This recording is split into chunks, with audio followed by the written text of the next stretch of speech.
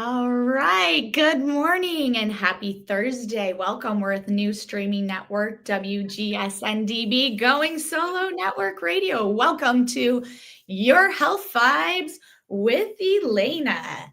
And I'm your host, Elana.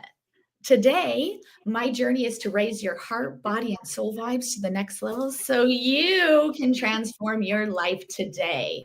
And today, our topic is the healthy aging blueprint with the one, the only, my family.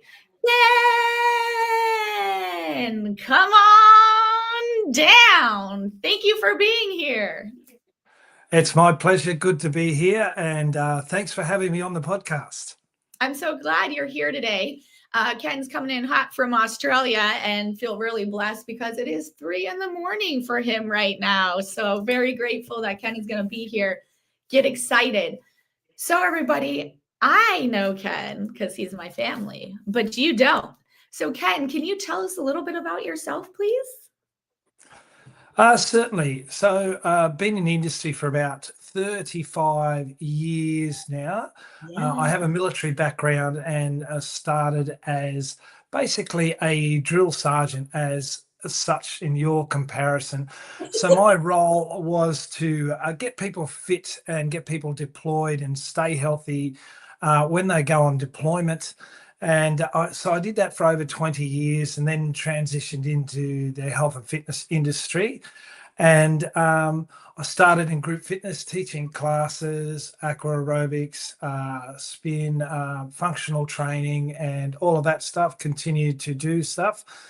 And moved around in regards to presentations and presenting at international conferences. And we set up a company called Perform Better Australia, where we focus on education and training for trainers within the industry to ensure that they can give their clients the latest and most up-to-date information in whatever they're doing. And I've been doing that for almost 30 years now. But my passion and my function now, although I'm still doing that, is we've set up a company called the Healthy Aging Institute.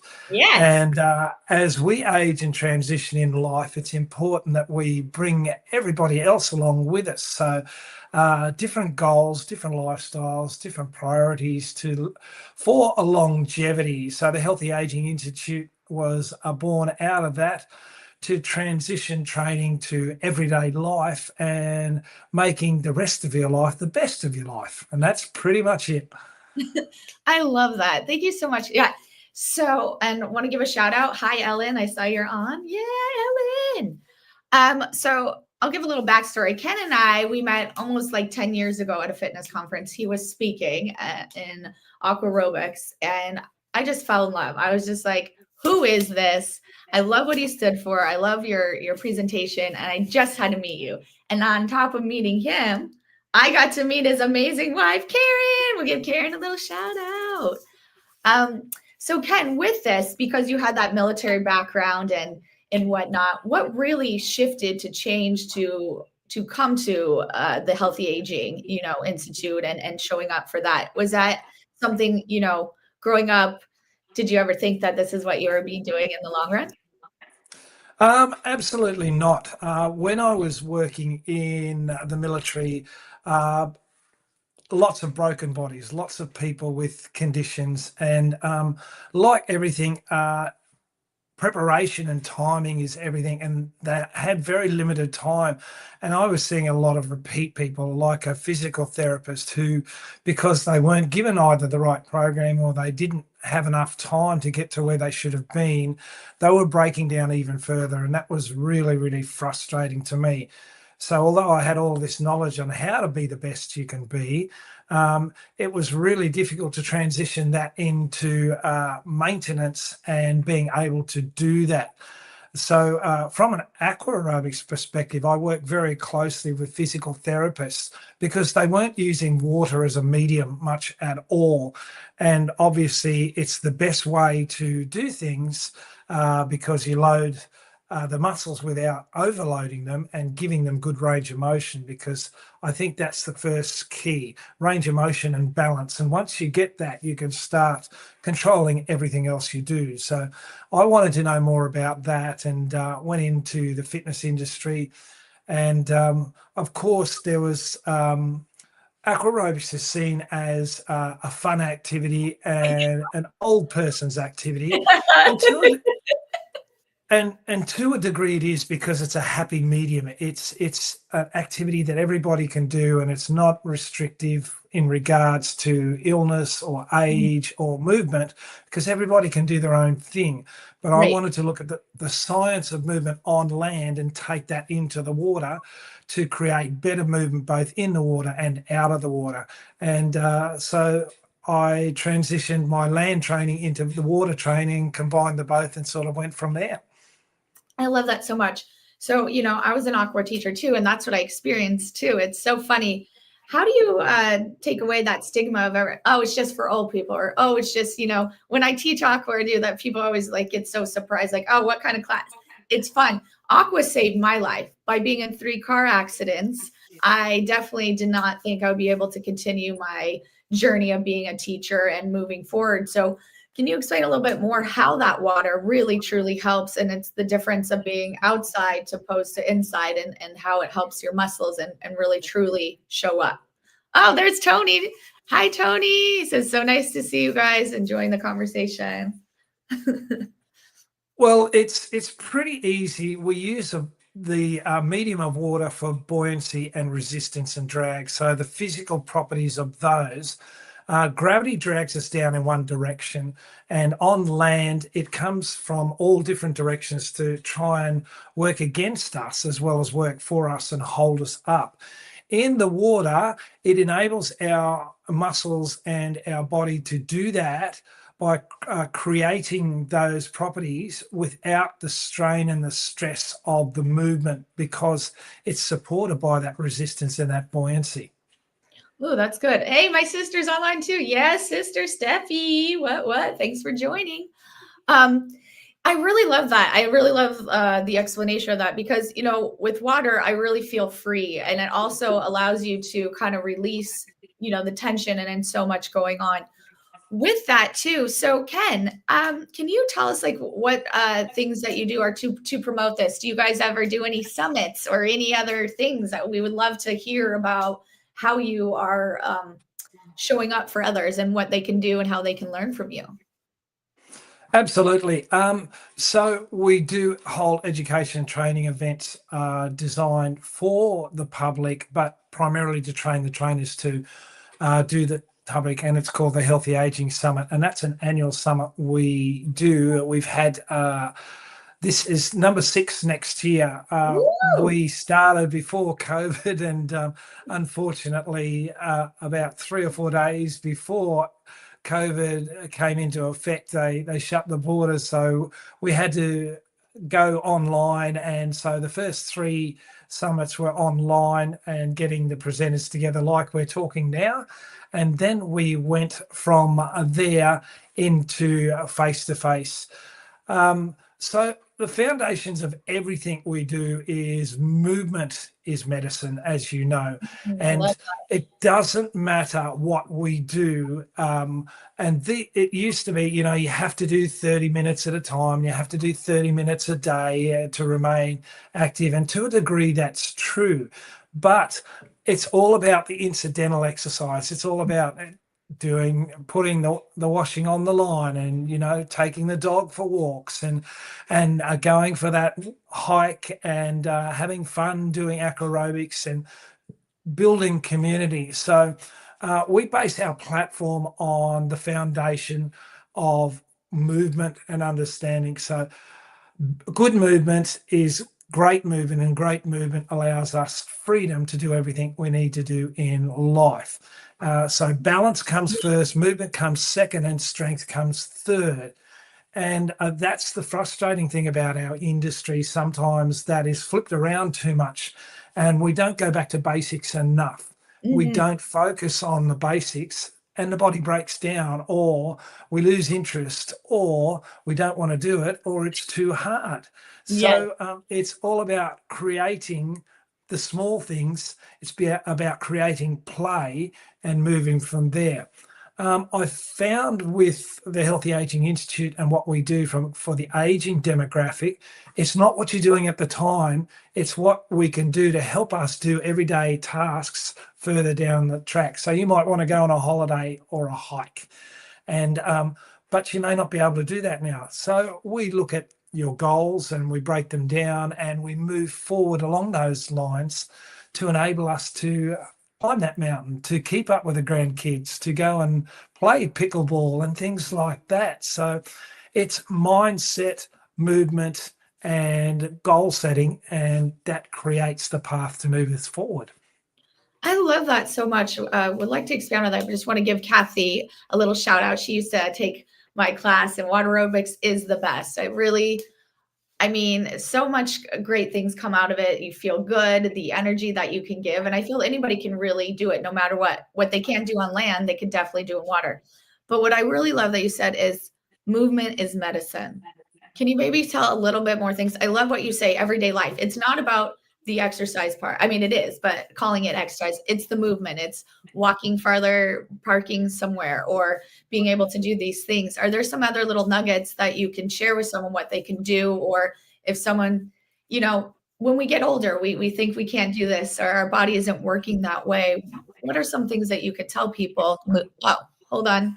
Deb and Rob are in the house again. They said the topic is so important. We're about to be 73, and we talk about every day that we need to stay in shape, stretch, and make sure we don't think we're old. Continue to have these conversations with us seniors. Ha ha. Love that. It is truly basic what we need to do for longevity. Great subject. So nice to see you, Ken. Good to see you, Deb and Rob, as well. Go the Dodgers. Well,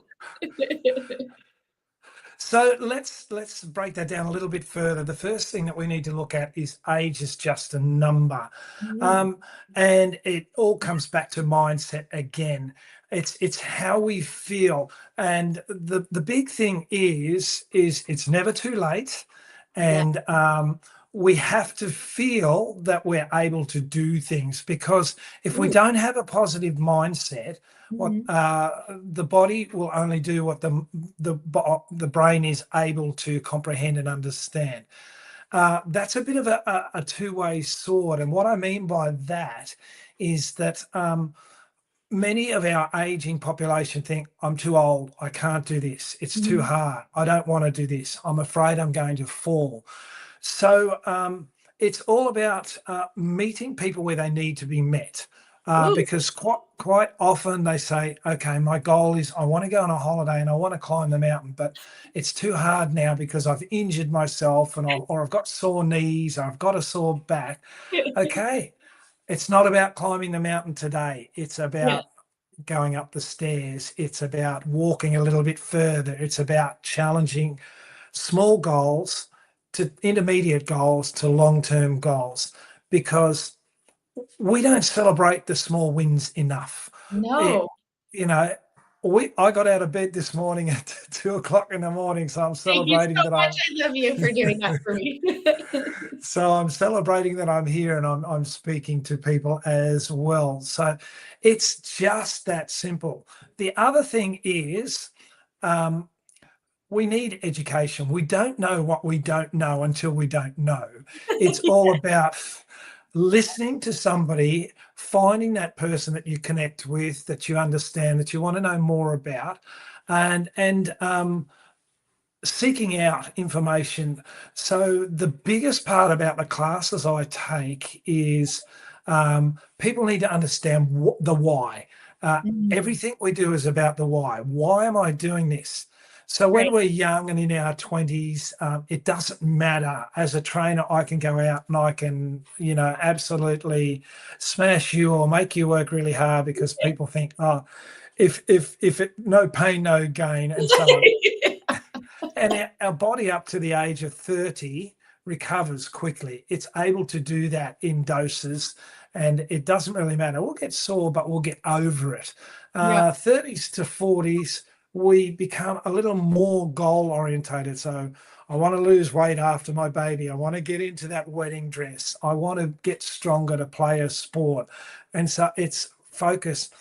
But time-based goals are incidentals that aren't followed on, because once we achieve them, we don't follow on. We don't do anything else. Now, in our 40s to 50s, we're starting to get into what I call the I wish phase. I wish I could do this. I wish I could do that. And it's pretty important too. The problem is we reflect on what we used to be like, and sometimes we try too hard to get back to where we were. And it's not about where we were. It's about managing what we do now so that we can continue to do what we're doing now. 55 plus, the aging demographic. Okay, I've got time on my hands. I'm finally starting to do things for me. The family's gone. So I want to look at what my goals are. What am I doing for me? But why am I doing it for me? I want to keep up with the grandkids. You know, I'm looking after them. I want to be able to get down onto the ground. I want to go on these holidays. I want to understand what to eat, how much to eat, why I'm doing this. I want to relax. I want to wake up and have a healthy lifestyle. I want to live till I'm 100. How do I do that? So it's all about understanding the little steps, putting the steps in place, meeting the people where they need to be met. And I think that's the biggest issue with our industry. We try to pigeonhole or put people in the one term, the one condition. Let this work for me, this will work for you. It's not about that at all. It's about, hey, what are you currently doing? What do you want to do better? What do you want to achieve? And how can we continue to do that in everyday life? Ken, you have so many great nuggets. I love this conversation because I don't think we get to have this conversation enough, and just showing up for ourselves. So I hope people really are getting these great nuggets coming out of this. And it's true. You need to meet people where they're at, not where you're at, because so many times we think, oh, this will be good, or trying to control the situation.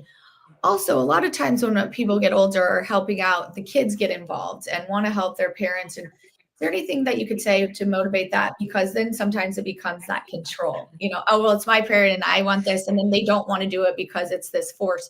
How do you allow someone to be independent when also it's being kind of controlled by the family situation? That's a really good question, because the biggest thing with that, the aging demographic, is also about being part of a community. Often people won't do things on their own. It's okay to go for a walk, but this creates isolation. It doesn't create integration. And a community is all about family support. And unfortunately, this is one of the biggest problems in the world today. We're not doing things together. We're not respecting people's views or what they want to do or how they want to do it. And that the immediate support system for everybody is family. And quite often it's just about being there. And there is stubbornness as we age, because we get set in our ways 100%. and we don't like change unless we understand why we are changing. And also, we're frightened about pain. We're worried about getting ourselves injured and getting the right advice. We have to take things as they come, not just what we're told to do. So community is a big thing.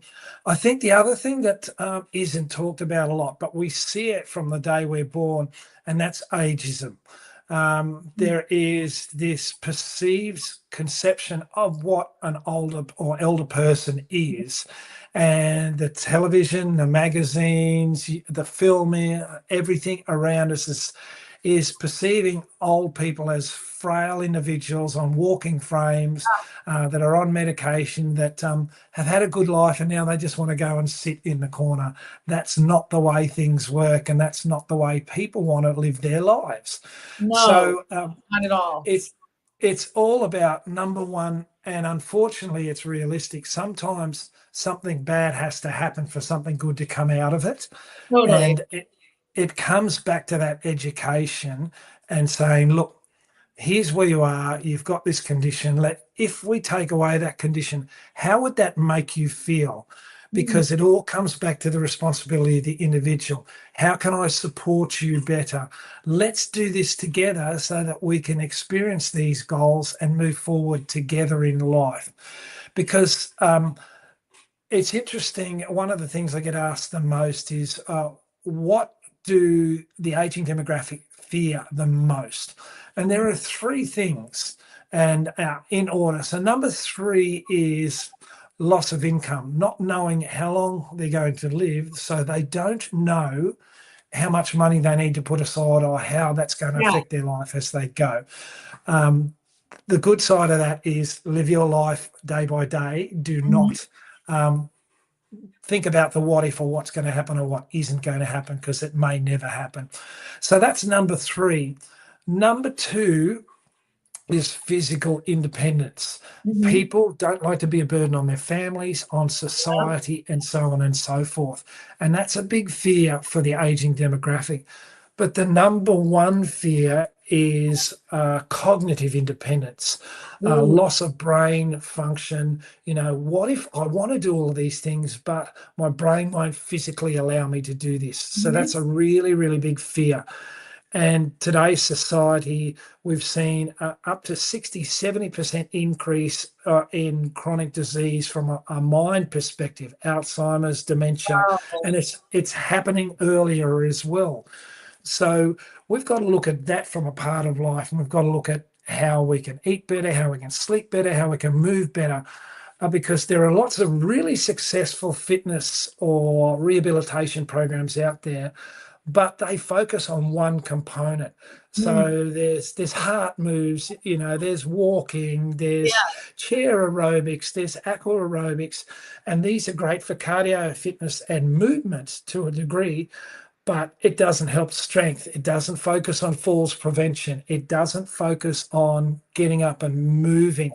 And I had a conversation with a gentleman on a podcast literally 2.5 weeks ago when I was visiting you in the States. And his name is Colin Milner. Now, Colin is the chairman of the International Council for Active Aging. And I was visiting their summit to network and find out some more information. And his goal is to advise the government and certain departments on what they should do. So he works with the World Health Organization. He works with the governors and the senators and putting programs in effect and funding in effect, and he fights for that. So my last question to him was, okay, you've been given this big bucket of money, and they said you can use it any way you want. If you had the choice, how would you use this? How would you make this money, create an impact on life, and so on and so forth? And he had to think for a bit, and he said, that's a great question. He said, I'm trying to do this every day with politicians, and I'm trying to do it with everyday life. And he said, but if I could do one thing, based on the conversation we've just had of different things, he said, I would get a program for the legs and the lower body. He said, because let's face it, if we lose the ability to stand, to sit, to squat, to get in and out of the chair, to get in and out of the car, it creates social disorder, it creates chronic pain, it creates confusion through the brain and lack of community and isolation. He said, we need to be able to keep moving in any way that we can, address the pain in any way that we can. He said, but we need to have a strong body that is able to support our weight in whatever we do, standing, sitting, squatting, getting in and out of the car. That creates dependence, independence, rather than dependence and frailty. So frailty is when we've overstepped our body, overstepped life, and we're on that downward spiral. And we all get there too at some stage. But if we can move that further down the scale and remain active and remain in a community and remain enjoying life, we're on the right track. So I think that's something to take away from today. It is never too late. We can be in the frail platform, but we can do yoga and chair aerobics. We can create and be part of a community. We can go and do aqua aerobics, but we're doing it to our level. And that's the important thing, to do, to feel and to do life and to energize.